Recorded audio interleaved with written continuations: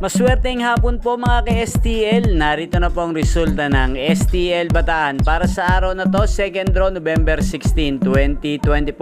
Araw ng Sabado, naway ang mga natayaan nyo pong mga numero kanina ay manalo nawa ngayong hapong ito, 4 PM. Kaya kunin nyo na po ang inyong mga tickets. Narito na po ang resulta. Ang mga numerong nanalo sa STL Bataan ngayong hapong ito, November 16, 2024, 4 PM, second draw result, 24 at 22 in exact order sa lahat po ng tumaya kanina para second draw ng 24 at 22.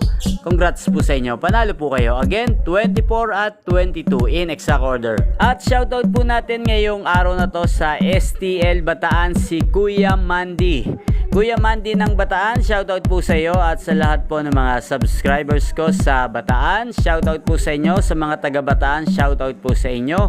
Naway nasa maayos po kayong kalagayan. Yan yung pong napanood ang resulta ng STL Bataan sa channel na to, Roderick Hernandez TV. Maraming salamat po sa patuloy nyo pong pagsuporta at laging panonood sa aking channel. Huwag pong kalimutang mag-subscribe. Thank you for watching. Magkita-kita pong muli tayo mamayang alas 8 ng gabi dito lamang po sa channel na to.